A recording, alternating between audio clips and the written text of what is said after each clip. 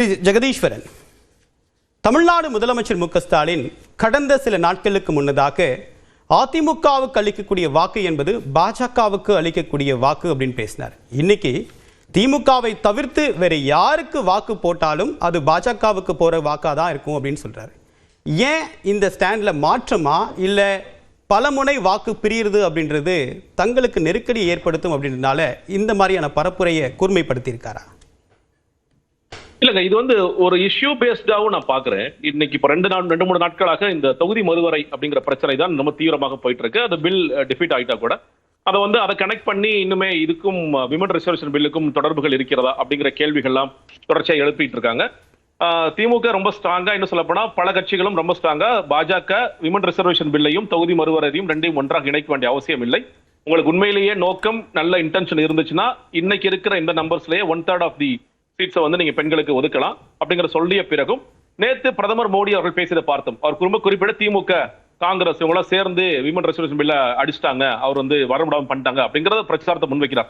இப்ப இன்னைக்கு எடப்பாடி பழனிசாமி அவர்கள் அவரும் அதே பிரச்சாரத்தை முன்வைக்கிறார். நீங்க வந்து பெண்களுக்கு எதிரான கட்சி திமுக அப்படிங்கிறாங்க. இத மக்கள் எப்படி பார்ப்பார்கள்? ஏன்னா நம்ம மக்களுக்கு ஒண்ணுமே தெரியலன்னா பரவாயில்ல, தொகுதி மறுவரைக்கும் விமன் ரிசர்வேஷன் பெண்களுக்கான இடஒதுக்கீடு மசோதாக்கும் என்ன தொடர்பு அப்படிங்கிறத தமிழ்நாட்டு மக்கள் ரொம்ப கூர்மையா பார்த்துட்டு தான் இருக்காங்க. அவங்க இன்னும் சொல்ல போனா தொகுதி மறுவரைங்கிறது இப்ப வந்து எலக்ட்ரல் இஷ்யூ கிடையாது.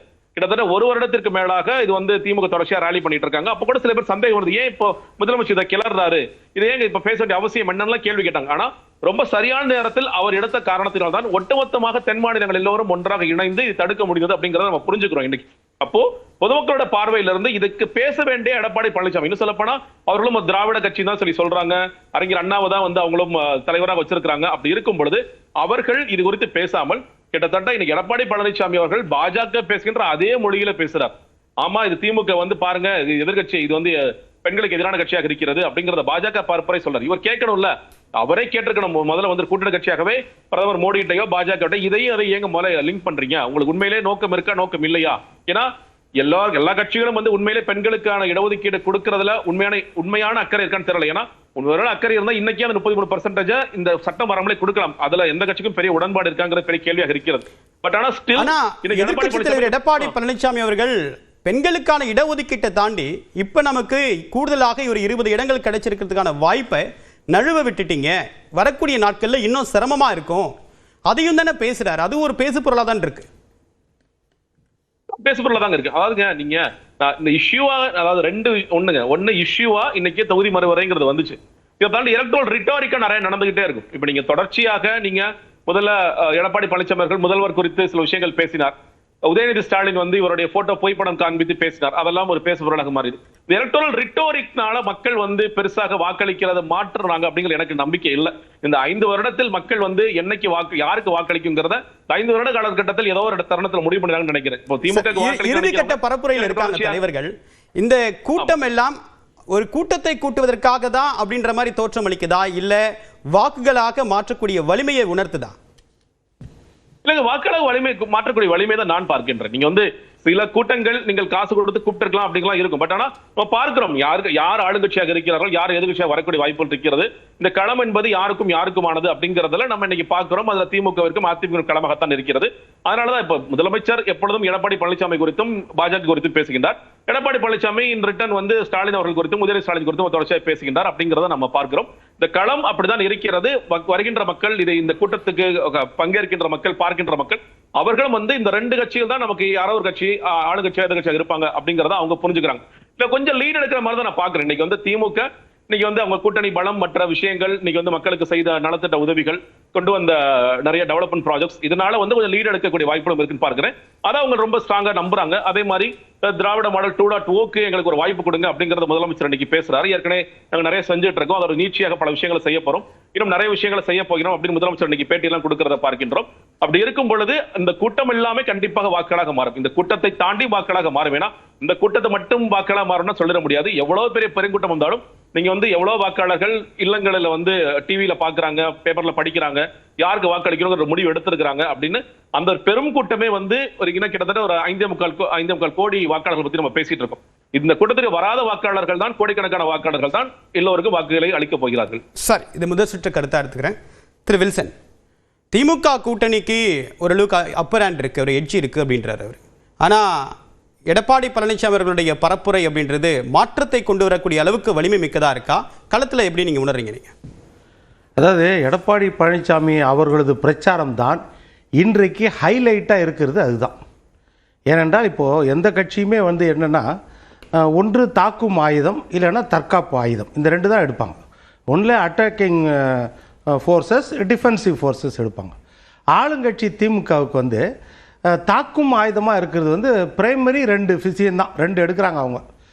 முதல் விஷயம் என்னென்னா மாநில உரிமை அப்படின்ட்டு. ரெண்டாவது விஷயம் வந்து எடப்பாடியார் 4 வருஷம் ஆட்சியை பற்றி விமர்சிக்கிறது கிடையாது, எடப்பாடியார் பிஜேபிக்கு அடிமை.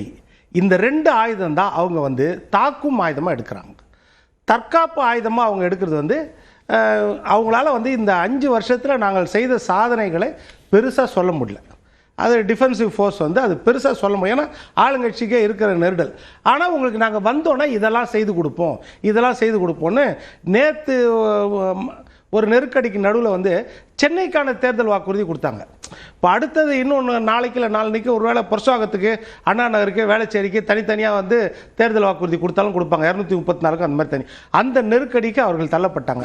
ஆனால் எதிர்க்கட்சி வரிசையில் எடப்பாடி இருக்கிறதால அவர் என்னென்னா அவர் எடுக்கிற ஆயுதம் வந்து தற்காப்பு ஆயுதம்னா கடந்த 4 வருஷத்தில் நான் என்னென்ன செய்தேன் அவர் வரிசைப்படுத்தி சொல்கிறார். அதே மாதிரி மத்திய அரசுக்கு எதிர்த்தும் நான் என்னென்ன செய்தேன், பாதுகாக்கப்பட்ட வேளாண் மண்டலேருந்து 7.5% இடஒதுக்கீடுலேருந்து அத்தனையும் அவர் சொல்கிறார்.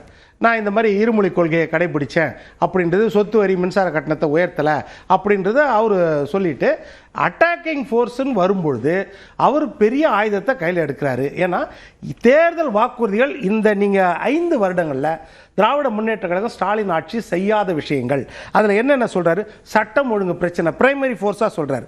அடுத்து பெண்கள் பாதுகாப்பு, போதை கலாச்சாரம், விலைவாசி உயர்வு, போலீஸ் நிலைய கொலைகள், கஸ்டடியல் டெத்து, அப்புறம் ஆணவ கொலைகள், ஜாதிய வன்கொடுமை மாணவர் மத்தியிலும் பெருகிடுச்சு, அப்புறம் ஊழல் எல்லா துறையிலையும் தலைவிரித்தாடுது.